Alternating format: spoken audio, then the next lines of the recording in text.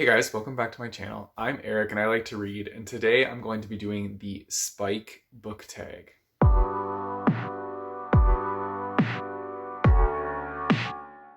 I was actually tagged to do this by Cece from Cece's Reading Corner, so I'll put her original video in the description down below. She came up with this really fun book tag, and it's all about Spike from Buffy the Vampire Slayer. I used to adore that show. I loved it so much. And so when I found out that she was tagging me in a book tag all about Spike, one of the best villains out there, I was like, okay, yeah, I have to do this book tag. I also switched up my filming area today, so I'm actually in my secondary room where this is like our bookshelf that all the arcs go, or all the books that we just don't know where to put them. So yeah, I feel like I need to do videos in front of this shelf every once in a while just to give this bookshelf a little bit of love too. So yeah, it's kind of chaotic mess back here, but it is what it is. Okay, so let's get into the book tag. I'm gonna go through the different prompts. I will also have the prompts in the description down below, so if you guys wanna do this tag as well, then by all means, definitely try it out. So the first one is Lovable Villain. And so this is a book that has a traditional villain that you grow to understand as the book goes on. And so for this one, I chose James Clyde and the Tomb of Salvation. This is a book that I actually got from my blog, and I find that because it's a middle grade, I think this happens quite a bit in middle grade books, but the villain, you grow to understand the villain as the book goes on. And a lot of times the villains kind of they go through a lot of self-reflection. And I found that in this book, the villain, you kind of get a different perspective of the villain as the book goes on. And you can see that they kind of question themselves as who they are.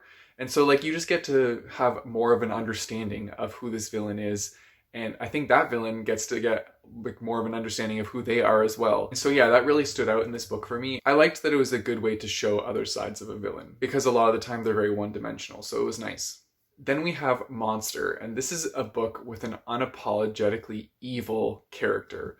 And so for this one, I chose Illuminae because, as you all know, Aiden, our lovable AI, literally gives no craps about anything else except itself, and it is just so evil, but you just love them. I personally love Aiden as a character. I grew to love Aiden more as the book went on. At first I didn't really like them, but then as it explored more of Aiden's, I want to say personality, but their AI, so I don't really know if that's the right word for it, but the more you got to know Aiden, the more I was just okay, I really like this character, they're fun. So yeah, they're definitely evil though. Then we have Swagger, and so this is a book with snarky, sassy dialogue. And so for this one, I chose Paper Towns because the two main characters, I believe, I can't remember the guy's name, but I know the girl's name is Margot. And I remember that Margot was always super sassy or snarky to the other main character whenever they had interactions with each other. And so yeah, this book just really stood out for that. But yeah, I think that Margot is the perfect sassy character. Then we have Pet, and this is a book with a strong, passionate love story. Bonus points if it's not cheesy. I don't think I'm going to get the bonus points for this one because I think this book is pretty cheesy, but I chose The Sun Is Also a Star by Nicola Yoon. I think it's cheesy because it plays along the lines of insta-love, which I get how that can be cheesy. This book is taken over the span of 24 hours. So a lot of it comes really hard, really fast. The feelings are just all there, and there's so much that happens within that 24-hour period. And yeah, I thought this book fit that pretty perfectly, but I feel like Cece would think that this is a little cheesy, and I would agree with her on that aspect, but I still think that this book fits for that prompt. Then we have Fool for Love, and this is a book that made you cry or feel pain.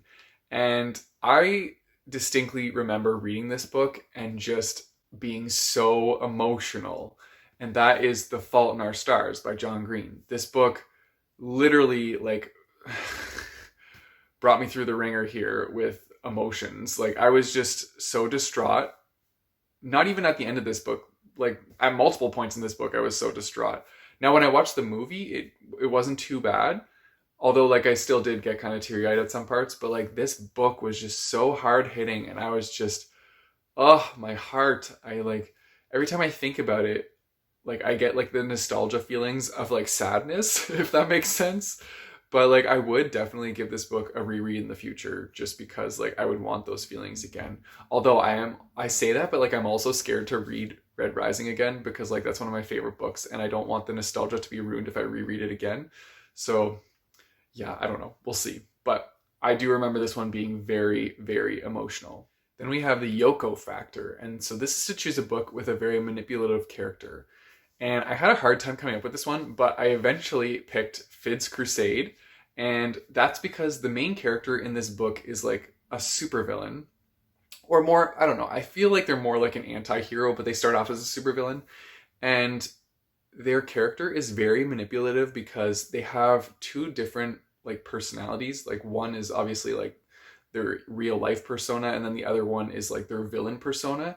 And I think they're so manipulative in the way that they make the media think that like one person has nothing to do with the other person. The villain is very like smart and technical, and so they use that to their advantage to manipulate the media and manipulate other heroes into thinking different things than what is actually the truth. And I think that's really cool. I really enjoyed this series because like it's not your typical supervillain. Like this supervillain doesn't have any powers. They're just using their brain power and their like smartness to come up with different suits and using different technology to have powers. And so like I think that's really cool. But yeah, I definitely think that they're a very manipulative character, but it like works in their favor for this book series. Then we have The Big Bad is Back. And so this is a book with a truly morally gray character. Now, I always say the young elites for this prompt, but I recently just read a new book where I found another morally gray character. Mind you, this book, I didn't like it as much as Young Elites, but it was still pretty good, and that was Ultima.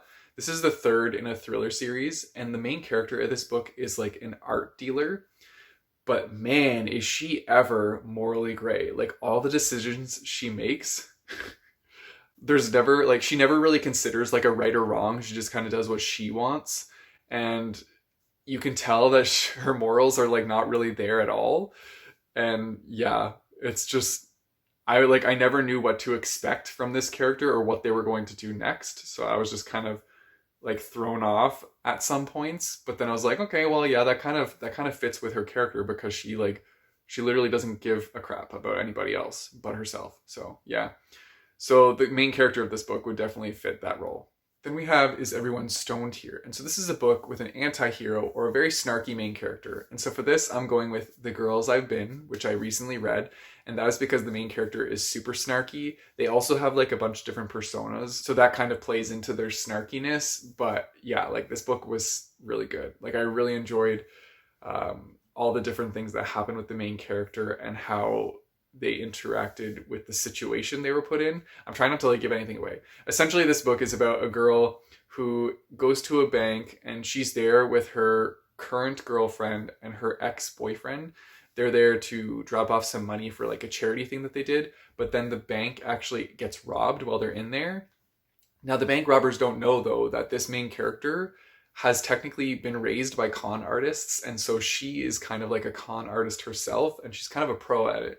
So it's like her conning the bank robbers as they're trying to rob the bank. And it's really cool. It's a fun tale of survival, and like you get to see so much about her different like con roles that she plays as she grows up.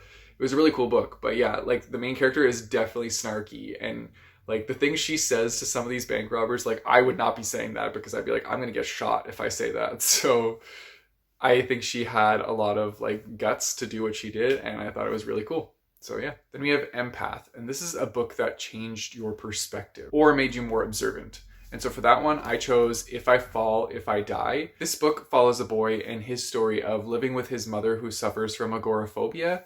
And so this boy has not seen the outdoors because his mom is afraid to go outside. And so it's his journey of like discovering the outdoors and discovering a world outside of his home, and how he deals with that and how he deals with how it's affecting his mother. And so, yeah, this book just really opened me up to understanding a little bit better how someone lives with somebody else that has a strong mental illness.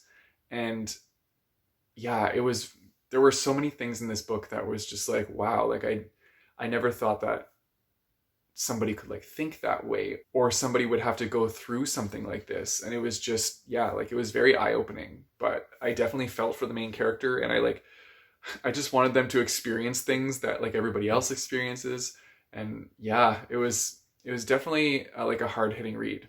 And lastly, we have Life is Just It's Living. And so this is to choose a book that you think helped you grow. So for this one, I chose Still Alice. I believe that this one helped me grow because in this book, the main character is suffering from early onset Alzheimer's. And so you get to experience how the person that actually has Alzheimer's feels and what they're going through. And I think that it helped me grow because like I read this book at the time that my grandmother also had Alzheimer's. And so we were dealing with being somebody that is essentially forgotten by their grandmother. And so it was interesting because like I could kind of understand how her like mind was seeing things after reading this book. I felt that it was very eye-opening, and it definitely like helped me in the process of understanding that yes, my grandmother's like not going to remember me anymore kind of thing. Yeah, it was very like hard to go through, but at the same time like I had a better understanding of it because of reading this book. And I think that was really interesting because a lot of us don't necessarily like think about how that person and like their brain is interpreting what's happening to them, and it's more the people around the person. So I thought that that was really interesting to dive into that aspect of it. But yeah, I definitely think this was a book that definitely helped me develop some growth. And then the last bonus question is, what would you think that Spike from Buffy would read? And of course my go-to would be like, I think he would read Twilight just because he would make fun of it. He'd be like, come on. Vampires are way more badass than this. And like, please, we do not sparkle. Like, I think he would just like take offense to it, but also laugh at it and kind of like trash the book. So I think that would be kind of funny. In a more serious tone though, I think that Spike would be all for like the Hunger Games series or something, because he would probably just be like, pumped to see like a bunch of like people battling to the death. Spike is a pretty like carefree character, so I feel like that lines up with his kind of like attitude. So yeah, I think that works. And that's it for the Spike book tag. I'm not going to tag anybody, but I have all the questions down below, so if you guys want to do it, by all means, definitely do this tag. Thanks, Cece, for tagging me in this. It was a lot of fun. I really enjoyed doing this tag. Let me know down below in the comments what you thought of my answers or what you would have answered for some of these questions, because I'm always just curious to see what you guys would have said too. And now for our independent bookstore shout out. Okay, today's independent bookstore is for Books and Company, which is located in Prince George, British Columbia. And so this is their website. I love right off the bat that they have this book here because I used to like read these books as a kid and they were just so heartwarming. I also really enjoy that they have Indigenous Peoples Month and a reel here for that. We need to definitely read more of these books and give recognition to Indigenous people. They also have Filipino Heritage Month, which is great. And then down below, they have an area where you can check out their giftware. You can take part in the reading challenge. I also like up here on the side, they have a 3-for-2 bargain sale. So every last Friday of every month. So that's fantastic. They also have a section for gifts and non-books, so you can check that out. But as always, if you just go to the browse section, this will show you all the books that they have available in their store for you to choose from.